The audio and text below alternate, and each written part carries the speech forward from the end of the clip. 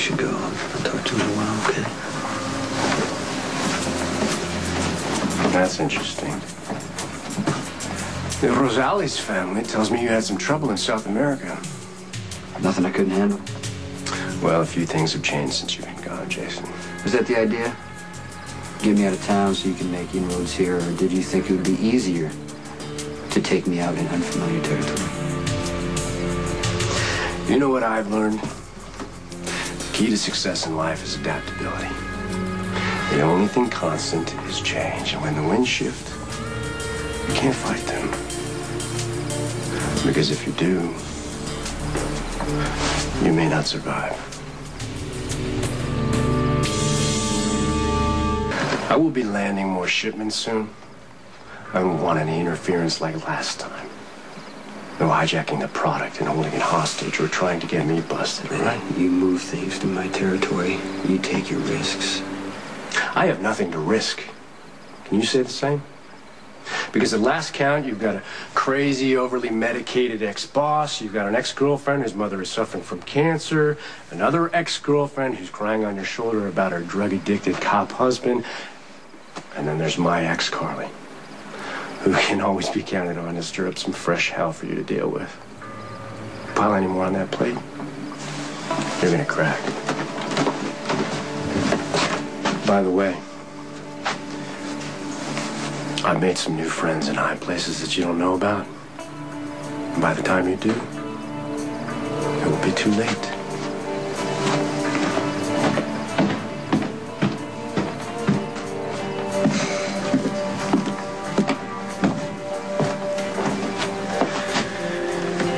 Everything okay? Yeah. Yeah, I'm not the one I'm worried about. I didn't really get a chance to tell you before, but there's going to be trouble with Alcazar. It's just a matter of time, so I have someone watching the lake house. I don't think he's a direct threat. To be honest with you, Jason, Lorenzo, Alcazar is the least of my problems at the moment. Right. How's Christina?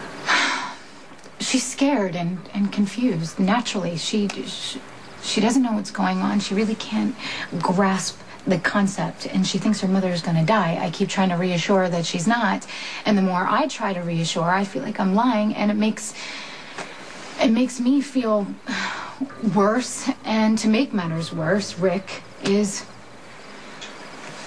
nowhere to be found. Jason, I'm sorry, okay? I'm sorry. I know you hate the sound of his name, but he's part of the situation. I can't avoid saying it. I grit my teeth and bear it because I have to, because my sisters need me, and that's it.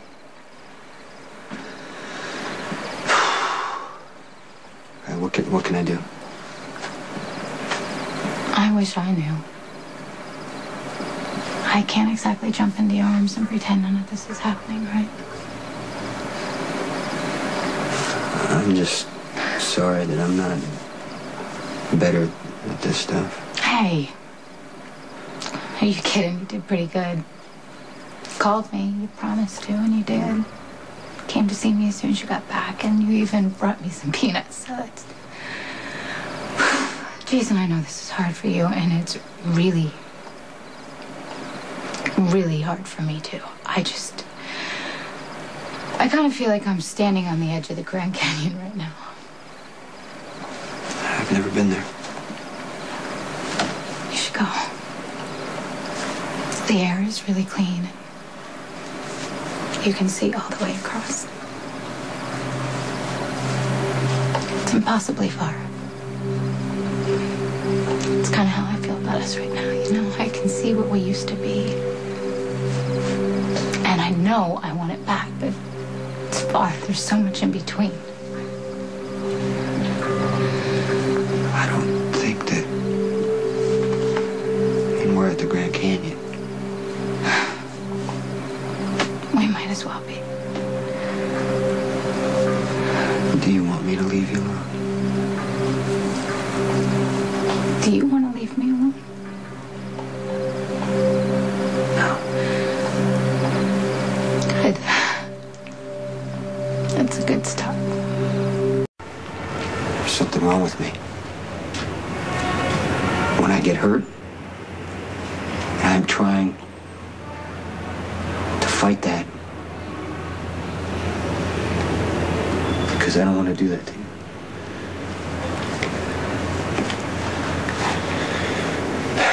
I don't want to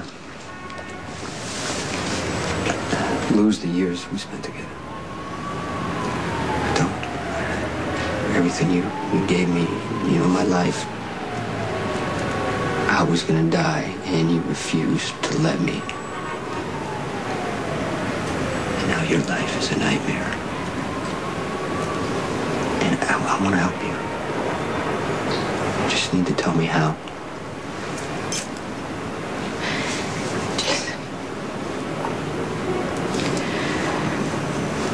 If Alexis dies, I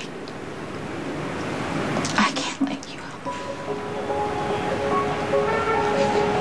I'm gonna have to find a way to stop needing you.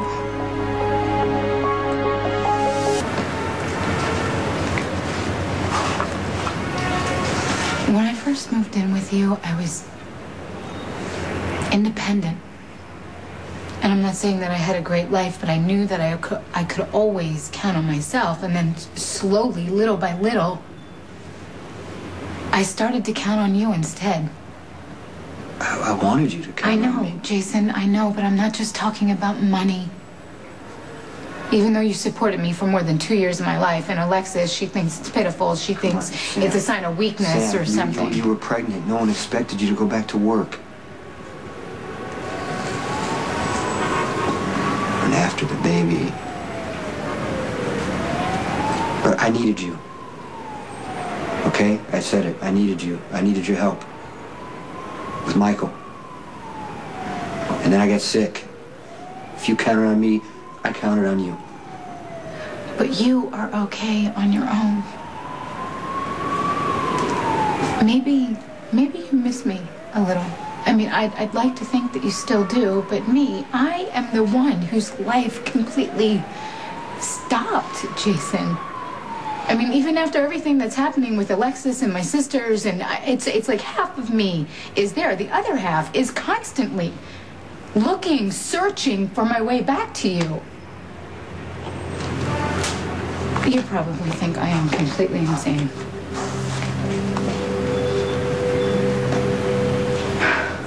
When I sleep, you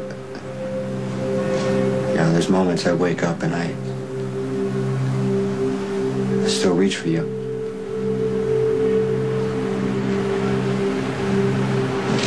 And I remember why you're not with me, and everything comes flooding back to me, and I gotta move, I gotta get up, I gotta go to work, I gotta do everything I can to make myself stop thinking about you.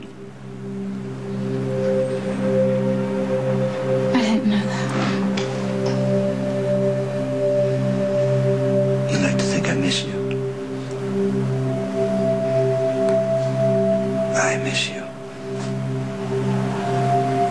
All the time. I hoped when I got back from my trip that we could just, you know, try again. I mean, I thought about it a lot, what I could do to change things or make things better, how just to find a way to get past what happened. I actually thought about taking you out on a date. You know, maybe to a concert or go to Manhattan to see a play. A play? Don't you think you'd be bored?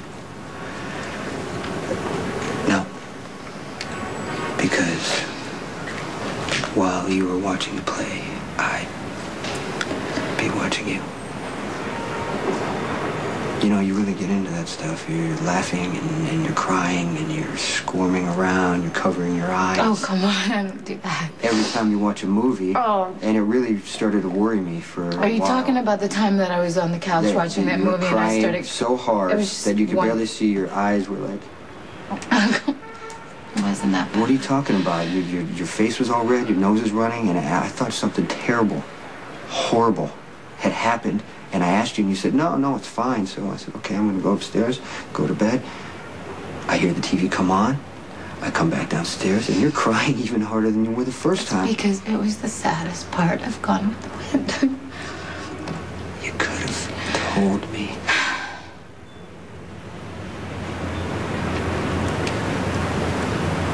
I was still just getting to know you, you know, and I was trying to act all tough. Besides, you were so calm and cool and in control. I just, you know, I thought for sure you would think that I was really silly. When you finally told me you were upset about a movie, you wanted to stay with me.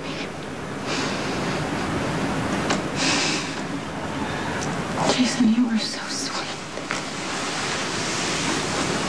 I mean, I think that you were kind of confused a little bit. You really didn't know what was going on, and you agreed to stay there. And I can remember we turned that movie back on, and I tried to hold it in, and I just started to tear up again. And I remember thinking to myself, this guy is sitting beside me, and he has no idea what's going on, and he probably thinks that I am insane. Actually, right at that moment, I was thinking, wow, is she beautiful? And I probably don't understand her, and I probably never will. But I started to like you a lot.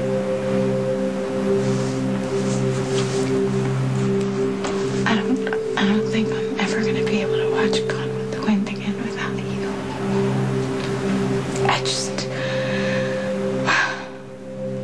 I don't think I'd be able to handle it.